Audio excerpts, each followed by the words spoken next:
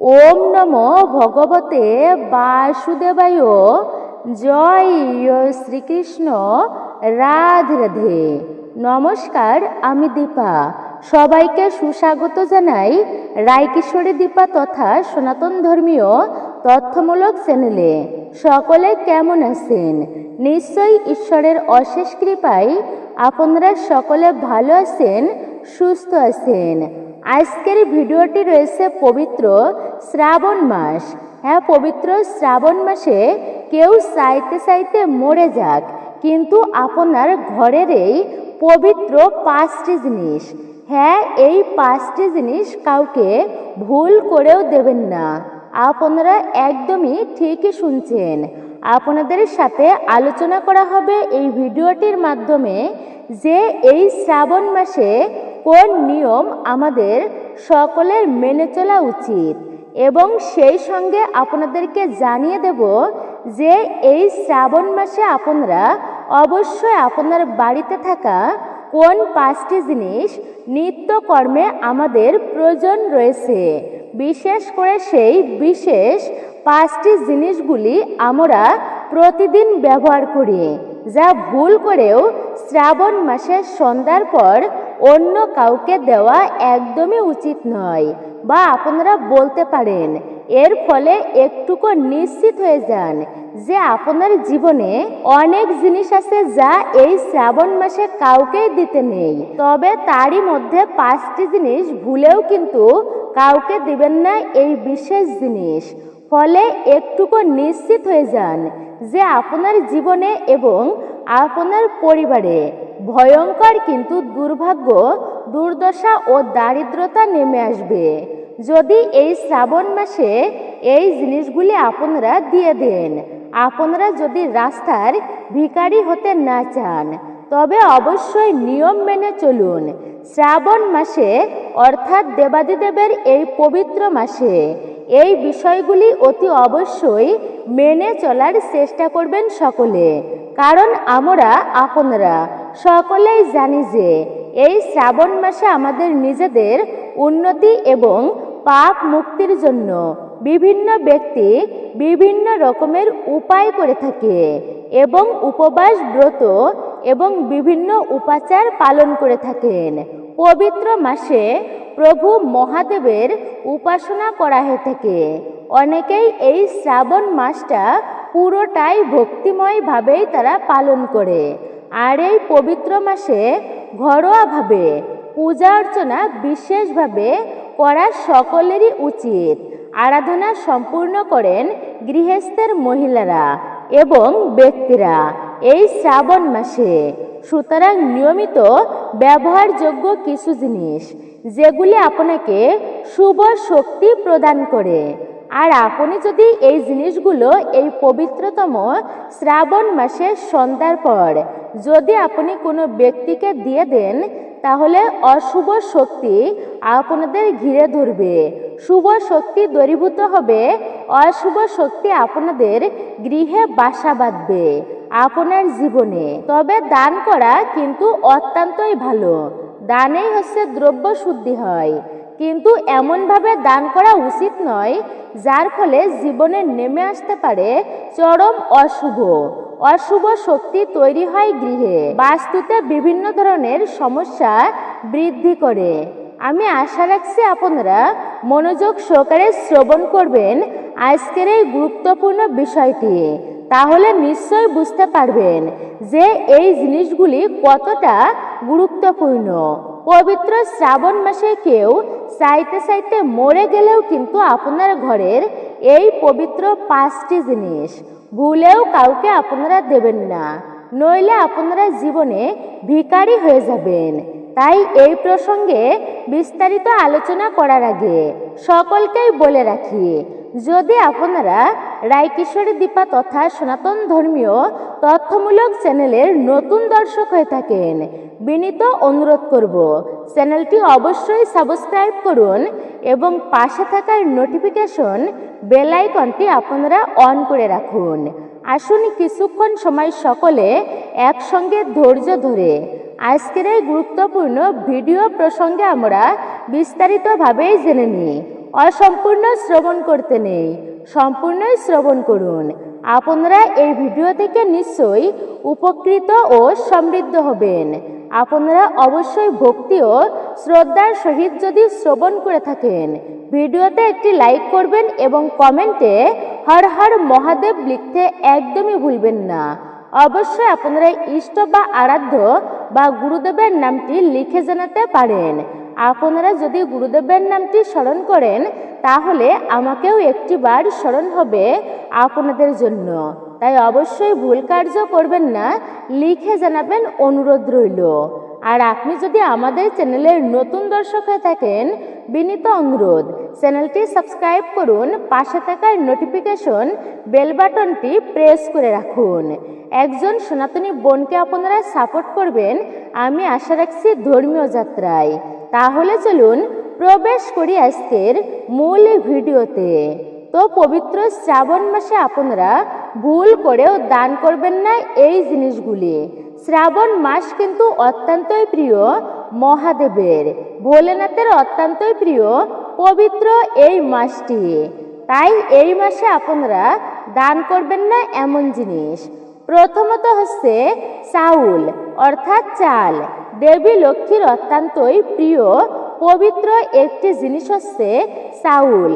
আর এই শ্রাবণ মাসের সন্ধ্যার সময় লোককথা এবং পুরাণ কথা অনুসারে দেবী লক্ষ্মী আমাদের গৃহে প্রবেশ করে থাকে, মানে আমাদের বাড়িতে থাকেন তিনি। এবং সন্ধ্যার সময় আপনি যদি আপনার গৃহ থেকে অন্য কোনো গৃহে আপনি যদি এই চাউল দান করে থাকেন, অর্থাৎ কোনো ব্যক্তিকে যদি দেন, কেউ যদি ধার নিতে আসে, তাহলে দেবী লক্ষ্মীও আপনার গৃহ পরিত্যাগ করবে, সেই গৃহে চলে যান। আর দেবী লক্ষ্মী যদি অসন্তুষ্ট হন তাহলে সেই গৃহের উপর চরম খারাপ প্রভাব বিরাজ করে। যে কিভাবে খারাপ প্রভাব আসবে তা আপনারা অনুমান করতেও পারছেন না। তাই অতি অবশ্যই আপনারা এই জিনিসটি মেনে চলবেন। পবিত্র শ্রাবণ মাসের সন্ধ্যার পর চাল বা চাউল যা আমাদের প্রত্যেক দিনের কাজে ব্যবহার করা হয়, তাই আপনারা অবশ্যই এই জিনিসটি দান করবেন না এই সময়। দ্বিতীয়ত হচ্ছে যে বিষয়টি আপনারা যে জিনিসটির কথা জানতে পারবেন, আর তা হচ্ছে ঝাড়ু বা ঝাঁটা। হ্যাঁ, আপনারা একদমই ঠিক শুনেছেন। এই পবিত্র শ্রাবণ মাসে আপনারা কাউকে ঝাড়ু বা ঝাঁটা ভুলেও কাউকে দান করবেন না। পবিত্র শ্রাবণ মাসে সন্ধ্যার পর আপনি যদি ঝাড়ু বা ঝাঁটা অন্য কাউকে ব্যবহার করতে দেন, আপনার ব্যবহারকৃত জিনিস এই ঝাড়ু বা ঝাঁটা মা লক্ষ্মীর স্বরূপা যাকে বলা হয়েছে, তাহলে আপনার জীবনে ঘনিয়ে আসতে পারে ঘোর অমঙ্গল, দুঃখ, দারিদ্রতা, অমঙ্গলের ছায়া নেমে আসবে। এই ঝাড়ু বা ঝাঁটা ঘর পরিষ্কারের কাজে ব্যবহৃত হয়, গুরুত্বপূর্ণ একটি মাধ্যম বলা হয়েছে। এই জিনিসটি হলো ঝাড়ু বা ঝাঁটা অত্যন্তই প্রিয় হচ্ছে মা লক্ষ্মী দেবীর। আমাদের গৃহে পজিটিভ শক্তি প্রবেশ করে এই ঝাড়ু বা ঝাঁটার মাধ্যমে। কারণ গৃহে যদি ময়লা আবর্জনা থাকে তাহলে সেখানে লক্ষ্মী দেবী কখনোই বসবাস করে না, তাহলে কোনোভাবেই পজিটিভ শক্তি প্রবেশ করতে পারবেই না। এবং এই ঝাঁটার মাধ্যমে তা দূরীভূত করা হয়। তাই বলা হয়েছে সুখ, শান্তি, সমৃদ্ধি সেই গৃহে প্রবেশ করে যেই গৃহে স্বয়ং মা লক্ষ্মী দেবী থাকেন, স্বয়ং ভগবানও সেই গৃহেই বাস করেন। এবং হিন্দু পুরাণ ও লোককথা অনুসারে আপনারা নিশ্চয়ই জানেন যে ঝাঁটার মধ্যে কিন্তু দেবী লক্ষ্মীর বাস হয়ে থাকে এবং এর গুরুত্ব কতটা বেশি, বাস্তুশাস্ত্রে অপরিসীম এর গুরুত্ব। তাই আপনি এই ঝাড়ু বা ঝাঁটা দান হিসাবে বা ব্যবহার করার জন্য ভুলেও কাউকে আপনারা এই শ্রাবণ মাসে দেবেন না। তৃতীয়ত যে জিনিসটির কথা বলবো আর তা হচ্ছে হলুদ। এখন হয়তো অনেকেই ভাববেন যে হলুদ, হ্যাঁ হলুদ, অনেকের মনে প্রশ্ন আসতে পারে যে হলুদ কেন, এই হলুদের মধ্যে এমন কি রয়েছে যেটা এই শ্রাবণ মাসে কাউকে দিতে নেই বা দান করতে নেই। বিশেষ করে সন্ধ্যার পরে এমন কার্যটি করবেন না। আপনার জীবনে নেমে আসবে ভয়ঙ্কর দারিদ্রতা। তাই অবশ্যই এই জিনিসটি আপনারা মনে রাখবেন। হলুদের মধ্যে স্বয়ং বিষ্ণুদেব বৃহস্পতি গ্রহের প্রতীক হিসাবে হলুদকে নির্বাচন করা হয়। আর এই হলুদের মধ্যেই রয়েছে অনেক প্রকার বাস্তু সমস্যা নির্মূল করার উপায়। এবং এই হলুদ যদি আপনি আপনার গৃহ থেকে এই শ্রাবণ মাসে বের করে দেন, তাহলে কিন্তু আপনার গৃহের মধ্যে অতি অবশ্যই অশান্তি, কলহ, দুর্দশা প্রবেশ করবে। সেই সঙ্গে সমস্যার পর সমস্যা আপনার গৃহে লেগেই থাকবে। এরপর চতুর্থ যে জিনিসটির কথা বলবো আর সেটি হচ্ছে অর্থ। সাহায্য করা অত্যন্ত ভালো কথা, তবে বলা হয়েছে কিছু সময় অন্তত সাহায্য বা দান করা কখনোই উচিত নয়। এমন হওয়া উচিত নয় যা আমাদের ক্ষতি করে ফেলবে, এমন দান করা উচিত নয়। তাই কোনোভাবেই আপনারা বিশেষ করে এই শ্রাবণ মাসে সন্ধ্যার পরবর্তী সময়ে যা আমাদের ক্ষতি করে ফেলে, এই সময়ে এটি দান করা একদমই উচিত নয়। কোনোভাবেই এই পবিত্র শ্রাবণ মাসে সন্ধ্যার পরবর্তী সময়ে কাউকে টাকা ধার হিসাবে আপনারা দেবেন না। তবে যদি সেই ব্যক্তি খুবই বিপদে পড়ে, যেমন হাসপাতালে ভর্তি বা কোনো অ্যাক্সিডেন্ট হয়েছে, এমন কোনো বিপদে যদি পড়ে, তাহলে অবশ্যই আপনি তাকে সাহায্য করবেন। ভগবান নিশ্চয়ই দেখবেন আপনি কোন কার্যের জন্য তাকে সাহায্য করছেন। আপনি সন্ধ্যার পরবর্তী সময় কাউকে আপনি অর্থ দান করবেন না শুধুমাত্র ভোগ বিলাসের জন্য। অর্থাৎ আমি এক কথায় আপনাদেরকে বলতে চাইছি যে আপনারা এই পবিত্র শ্রাবণ মাসের সন্ধ্যার পর গৃহ থেকে অর্থ বের করবেন না। তবে এখন প্রশ্ন আসতেই পারে যে বাজার ঘাট অর্থাৎ হাট বাজার বা অন্যান্য কার্য করা যাবে কিনা। এই প্রশ্নের উত্তরে বলি অবশ্যই করা যাবে, কারণ এখানে বলা হচ্ছে যে ধার হিসাবে কাউকে আপনারা দান করবেন না এই সময়টা। অর্থাৎ বেচা কেনা আপনি করতেই পারেন, কিন্তু একদমই ধার দেবেন না, তাহলে মা লক্ষ্মী অত্যন্তই অসন্তুষ্ট বোধ করবেন এবং সেই গৃহ ছেড়ে অন্যত্র অবশ্যই চলে যায় এমন কার্য করলে। তাই আপনারা এই পবিত্র শ্রাবণ মাসে সন্ধ্যার পরবর্তী সময়ে ভুলেও এই কাজগুলি করবেন না। এরপর সর্বশেষ অর্থাৎ যে কার্যের কথা বলবো, মানে যে জিনিসটির কথা আপনাদেরকে জানাবো, সেটি অত্যন্তই কিন্তু গুরুত্বপূর্ণ ও মাহাত্ম্যপূর্ণ। আর তা হলো আপনার বাড়ির ঠাকুর ঘরের বিভিন্ন জিনিসপত্র বা বস্তু। আমরা আপনারা প্রত্যেকেই জানি যে ঠাকুর ঘরের প্রত্যেকটি বস্তু বিভিন্ন শক্তিদায়ক এবং বিশেষ করে মঙ্গলময় পজিটিভ শক্তিতে পরিপূর্ণ থাকে। আর এই বস্তুগুলো যদি আপনি এই শ্রাবণ মাসে কাউকে দান করে থাকেন বা ব্যবহার করেন সন্ধ্যার পরবর্তী সময়ে, অন্য কোনো ব্যক্তিকে যদি দান হিসেবে দেন বা ব্যবহার করতে দেন আপনারা, তাহলে কিন্তু চরম বিপদে পড়বেন। চরম থেকে চরমতর ক্ষতির মুখে আপনি পড়তে পারেন। তাই অবশ্যই বিবেচনা করে এই কার্যটি করবেন। আপনারা দেখে থাকবেন পাড়ায় অনেকেই বিভিন্ন ব্যক্তিরা বিশেষ করে ঠাকুর ঘরের জিনিসপত্র তা কিন্তু দান হিসাবে বা ব্যবহার করার জন্য অন্যত্র নিয়ে যান বা অন্যকে দিয়ে থাকেন কিছুক্ষণের জন্য হলেও। তবে আপনারা দেন, কিন্তু সন্ধ্যার সময় একদমই নয়। আপনারা ভুলেও এই রকম কার্য পরিত্যাগ করবেন। বাবা মহাদেব স্বয়ং ভগবান আপনার প্রতি অসন্তুষ্ট হবে। আপনার পাড়া প্রতিবেশী যদি এইরকম কিছু জিনিস আপনার কাছে চাইতে আসে, আপনি তাকে বুঝিয়ে বলুন যে এইরকম কিছু দেওয়া উচিত নয়, বা তাকে এই ভিডিও প্রসঙ্গে আপনারা অবগত করাবেন। ভিডিওটি অবশ্যই শেয়ার করে দেবেন সকলের মাঝে, যেন তারাও জানতে পারে এই বিষয় সম্পর্কে। অতি অবশ্যই আপনার গৃহে আর কিন্তু ক্ষতি হবে না, স্বয়ং মা লক্ষ্মী বিরাজ করবে। যদি এই শ্রাবণ মাসে আপনাদের বাড়িতে নীলকণ্ঠ পাখি আসে, তাহলে আপনার বাড়ি থেকে একদমই তাড়াবেন না, কারণ বাস্তু শাস্ত্র অনুসারে নীলকণ্ঠ পাখি হচ্ছে প্রভু শিবের নাম অনুসারেই কিন্তু এর নামকরণ করা হয়েছে, তাই ভগবানের খুবই প্রিয়। তাই বাড়িতে নীলকণ্ঠ পাখির আসা ভগবান শিবের আসারই এক সংকেত দেয় বিশেষ করে। এছাড়াও যদি আপনাদের বাড়িতে এই সময়ে কর্পূরের গন্ধবান বা হনুমানজিকে যদি প্রবেশ করতে দেখেন, বা আপনি যদি স্বপ্নেও দেখেন, বা যদি আপনাদের বাড়িতে হনুমানজি আসে, তাহলে এটিও ভগবানের আসার এক বিশেষ সংকেত বা ইঙ্গিত, প্রভু শিবের কৃপা পাবারই একটি বিশেষ লক্ষণ। আর হনুমানজি হচ্ছেন স্বয়ং ভগবান মহাদেবের এক অবতার।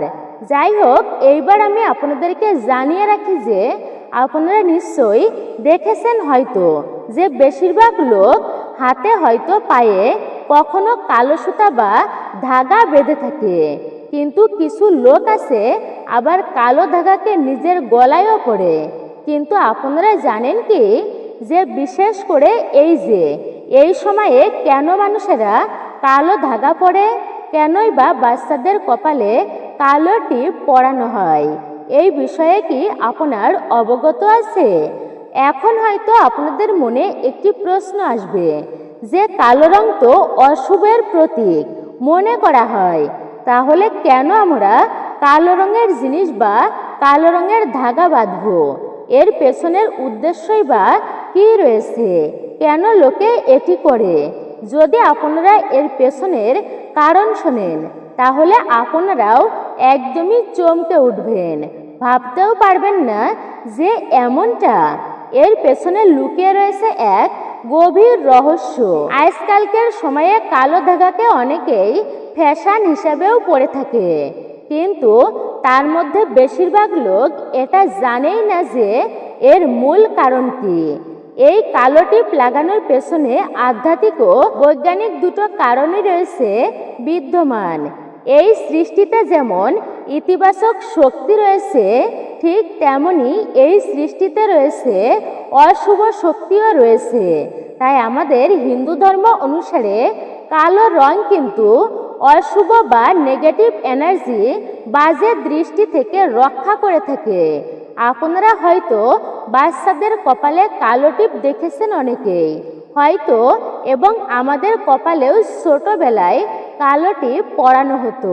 আধ্যাত্মিক শক্তি অনুসারে মায়েরা এমন কার্য করত যাতে সন্তানদের উপর বাজে দৃষ্টি না লাগে, অর্থাৎ নেগেটিভ এনার্জি যাতে দূরে থাকে সন্তানের থেকে, অমঙ্গল যেন না হয়। শাস্ত্র অনুসারে কালো রং শনি ও রাহুদেবের সাথে সম্পর্কিত হচ্ছে এই বিশেষ করে কালো রং। সাথে এটাও বলা হয় যে কালো রং ভগবান কাল ভৈরব দেবের সাথেও সম্পর্কিত রয়েছে। এই ব্যাপারে পণ্ডিতেরা মনে করেন যে অর্থাৎ কাল ভৈরব, আর এই কাল ভৈরবের উপাসনার ক্ষেত্রে দৈবিক ও শারীরিক মানসিক সমস্যার সমাধান হয়। তাই জন্য লোক কালো রঙের এই ধাগা পরিধান করে থাকেন ভগবান শিবের বরদান অনুসারে। ভগবান শিবের কোনো পূজার আগে কাল ভৈরব দেবের অবশ্যই পূজা অর্চনা অনিবার্য। কাল ভৈরব ভগবান স্বভাবে একটু উগ্র হলেও ভগবান শিবের মতন তিনি কিন্তু খুবই তাড়াতাড়ি প্রসন্ন হন ভক্তের প্রতি। ফলে এই মাসে কপালে কালো রঙের টিপ দিলে নেগেটিভ এনার্জি, তার প্রভাব বাচ্চাদের জীবনে পড়ে না, অশুভ শক্তির প্রভাব। এবং কপালে যদি বড় করে টিপ দেওয়া হয়, তাহলে মানুষের জীবনের প্রথম নজর ওই কালো টিপের উপরেই পড়ে। ফলে মানুষের কোনো রকমের বাজে দৃষ্টি বাচ্চাদের উপরে প্রভাব আর পড়বে না। এটা তো হলো আধ্যাত্মিক কারণ। তো আসুন আমরা জেনে নিই এইবার যে এর বৈজ্ঞানিক কারণটা কি। আসলে আমাদের এই শরীর হচ্ছে 5টি জিনিস অর্থাৎ 5টি তত্ত্ব নিয়ে তৈরি, যেমন মাটি, জল, বায়ু, অগ্নি ও আকাশ। যখন এই তত্ত্বের মধ্যে কারোর বাজে দৃষ্টি পড়ে তখন সেই নেগেটিভ এনার্জির প্রভাব, নেগেটিভ এনার্জির প্রভাব আমাদের শরীরের উপর পড়ে, ফলেই তার জীবনে নেমে আসে নানান রকম সমস্যা। আর আপনারা হয়তো বেশিরভাগ মানুষই পড়েছেন যে কালো রং এনার্জিকে, যে কালো রং বিশেষ করে নেগেটিভ এনার্জিকে শোষণ করে নেয়। এর জন্য কালো রঙের টিপ অথবা হাতে বা পায়ে কালো সুতা মানে ধাগা বাঁধা হয়। এছাড়াও বলা হয়, যদি মঙ্গলবার হনুমানজির মন্দিরে গিয়ে হনুমানজির চরণে কালো ধাগা রেখে তার চরণে রাখা সিঁদুর যদি ওই ধাগায় লাগিয়ে নিজের সিন্ধুকে বা আলমারিতে রাখা হয়, তাহলে তার জীবন থেকে আর্থিক সমস্যা কিছুদিনের মধ্যেই ধীরে ধীরে দূরীভূত হয়ে যায় প্রভু শিবের কৃপায়, হনুমানজির কৃপায়। আপনারা কোনো রকমের আর্থিক সমস্যায় আর ভুগবেন না। ফলে আপনারা এই প্রক্রিয়াটি করে দেখতেই পারেন জীবনে কেমন পরিবর্তন আসতে চলেছে। অবশ্যই কিন্তু আপনারা এর সুফল পাবেন নিশ্চিত। এই মাসে আপনারা যাই করুন না কেন, আপনারা অবশ্যই কিন্তু মনে রাখবেন, ভুল করেও আপনারা খাবেন না। বিশেষ করে এই শ্রাবণের সোমবার দিনগুলোতে আমিষ জাতীয় কোনো খাবার আপনারা খাবেন না। যদি আপনারা চান আপনাদের উপরে স্বয়ং মহাদেবের কৃপা বিরাজ করুক, ভগবান শিবের কৃপায় আপনাদের সমস্ত মনোবাসনা পূর্ণ হোক, আপনারা তাহলে অবশ্যই ভিডিওটি শ্রবণ করতেই থাকুন। অসম্পূর্ণ শ্রবণ করবেন না এবং স্কিপ করে করে আপনারা দেখবেন না, মূল্যবান বিষয়গুলি বাদ পড়ে যেতে পারে। এইবার আমি আপনাদেরকে বলবো এক গুরুত্বপূর্ণ বিষয়ের কথা, যা প্রতিটি মানুষের জানা অত্যন্তই জরুরি।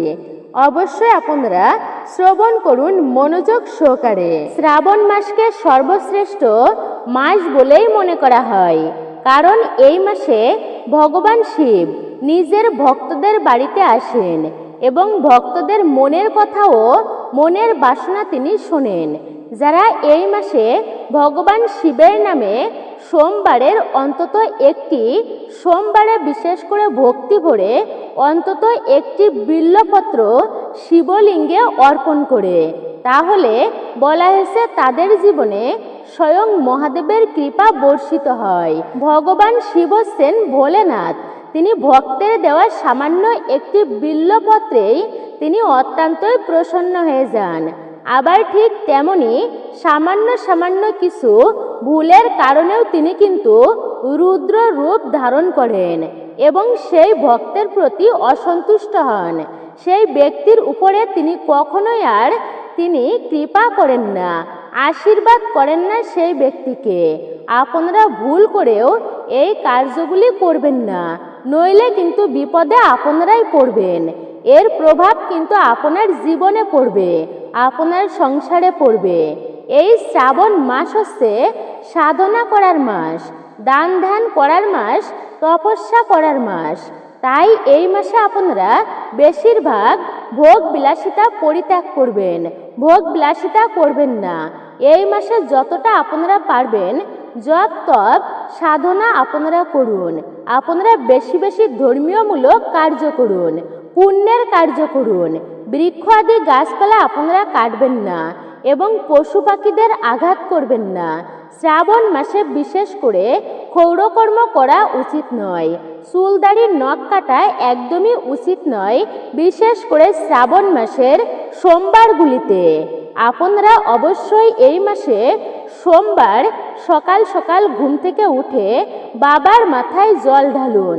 যদি পারেন আপনারা এই মাসে, আপনারা এই মাসে যে কোনো একটি শিব মন্দিরে গিয়ে শিবলিঙ্গে জল অর্পণ করুন। আপনারা কিন্তু ভুল করেও আপনাদের বাড়িতে যদি এই মাসে কোনো দরিদ্র বা ভিখারি ব্যক্তি আসে বা অতিথি আসে, তাহলেও কিন্তু খালি হাতে কখনোই ফেরাবেন না। এই মাসে স্বয়ং মহাদেব তার ভক্তের বাড়িতে আসেন বিভিন্ন রূপে। কে বলতে পারে আপনার বাড়িতেও হয়তো মহাদেব আসতে পারেন। তাই আপনি এমন কোনো কার্য করবেন না যে আপনার দ্বার প্রান্ত থেকে মহাদেব তিনি ফেরত যান আপনার ব্যবহারে। এই মাসে কোনো রকম কোনো পশু পাখির গায়ে আপনারা হাত তুলবেন না। স্বয়ং শিবকে বলা হয় পশুপতি। কোনো নারী বা পুরুষকে বিনা কারণে অপমান করবেন না, কারণ নিন্দা বা সমালোচনা করবেন না। এই মাসে আপনারা কাউকে ঠকাবেন না। মা বাবা গুরুজনকে এই মাসে ভুলেও কিন্তু আপনারা দুঃখ দেবেন না। এই মাসে পশু পাখিদের সেবা করুন, অসহায় মানুষদের সাহায্য করুন, কারণ স্বয়ং ভগবান তিনি হচ্ছেন পশুপতি। তাই এই কার্যে ভগবান আপনার উপর খুবই প্রসন্ন হবেন। এইবার আমি আপনাদেরকে জানিয়ে দেব যে বিশেষ করে শাস্ত্রের বিধিবিধান অনুসারে এই শ্রাবণ মাস চলাকালীন যে খাবারগুলি একদমই খাওয়া উচিত নয়। সবার প্রথমেই বলবো আপনাদেরকে যে খাবারটির কথা, অর্থাৎ হচ্ছে কাঁচা দুগ্ধ। হ্যাঁ, এই শ্রাবণ মাসে আপনারা কাঁচা দুগ্ধ এটি কিন্তু একদমই এড়িয়ে চলবেন, ভুলেও গ্রহণ করবেন না। আমরা সকলেই জানি যে এই বর্ষাকালে কাঁচা দুধে অত্যন্ত পরিমাণে বিশেষ করে ব্যাকটেরিয়া খুব দ্রুততার সঙ্গে বৃদ্ধি পায়। আর আপনারা যদি এই বর্ষাকালে কাঁচা দুগ্ধ পান করেন তাহলে কিন্তু বৈজ্ঞানিক দৃষ্টিতে আপনাদের শারীরিক সমস্যা বা বিভিন্ন রকম রোগ ব্যাধি বা পেটের সমস্যা দেখা দিতে পারে। আবার অন্যদিকে আমাদের হিন্দু শাস্ত্র বলছে প্রচুর পরিমাণের ব্যাকটেরিয়া দুধের মধ্যে তৈরি হয় বলে সেগুলো দেবাদিদেব মহাদেবের মাথায় এই কাঁচা দুগ্ধ নিবেদন করা হয় এই মাসে। কিন্তু এই মাসে কাঁচা দুগ্ধ কোনো ব্যক্তি বিশেষ করে খান না। এই দুগ্ধ দেবাদিদেব মহাদেবের অত্যন্ত প্রিয় হলেও মানুষের শরীরের জন্য কাঁচা দুগ্ধ সেবন করা কিন্তু একদমই ভালো নয়। এই শ্রাবণ মাসে বহু প্রাচীনকাল থেকেই এই শ্রাবণ মাসে কাঁচা দুগ্ধ কিন্তু দেবাদিদেব মহাদেবের মাথায় নিবেদন করা হয় এবং এই দুগ্ধ দিয়ে তার অভিষেক করা হয়। সুতরাং আপনারা কোনো পরিস্থিতিতেই এই কাঁচা দুগ্ধ কিন্তু শ্রাবণ মাসে আপনারা খাবেন না, অর্থাৎ গ্রহণ করবেন না। এতে ভালো আপনাদেরই হবে। এরপর আপনারা যে খাবারটি ভুলেও খাবেন না শ্রাবণ মাসে খেতে নিষিদ্ধ করা হয়েছে, আর সেটি হচ্ছে বেগুন বা কোনরূপ শাক জাতীয় জিনিস। আপনারা কিন্তু এই শ্রাবণ মাস চলাকালীন ভুল করেও লাল শাক বা কলমি শাক আপনারা খাবেন না, বেগুন মুখে তুলবেন না। বৈজ্ঞানিক দৃষ্টিভঙ্গিতে যেহেতু বিপুল পরিমাণ ছত্রাক বা ব্যাকটেরিয়ার জন্ম হয় এই শাকসবজির উপর এবং এই বেগুনের মধ্যে, বিশেষ করে শ্রাবণ মাসে এই বর্ষার মাসে এই জিনিসগুলো কিন্তু শরীরের জন্য একদমই সুবিধা নয় বা উপযুক্ত নয়।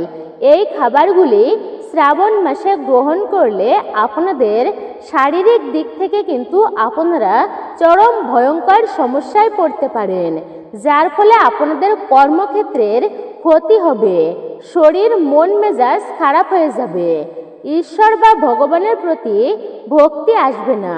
কাজে অলসতা বা আমাদের শরীর খারাপের জন্য আপনারা নিজেই কিন্তু দায়ী থাকবেন, নিজের শরীর খারাপের জন্য।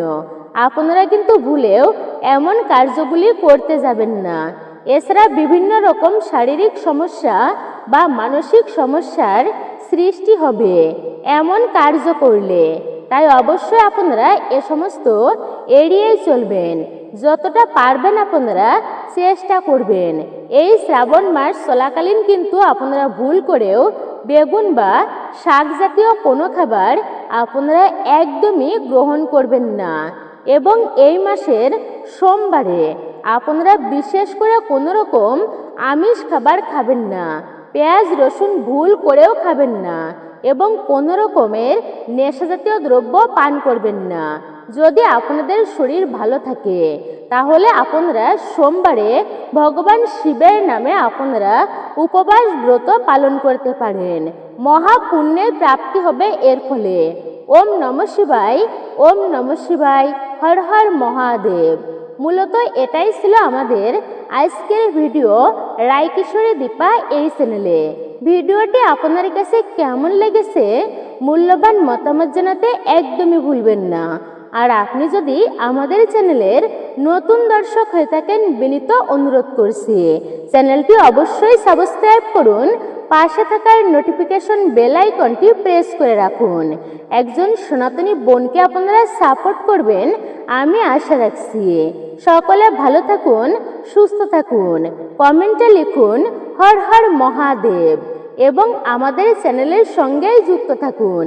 অনেক গুরুত্বপূর্ণ বিষয়সমূহ আপনাদের সাথে আলোচনা করা হবে। পরবর্তীতে কথা হবে নতুন কোনো ভিডিওর প্রসঙ্গ নিয়ে।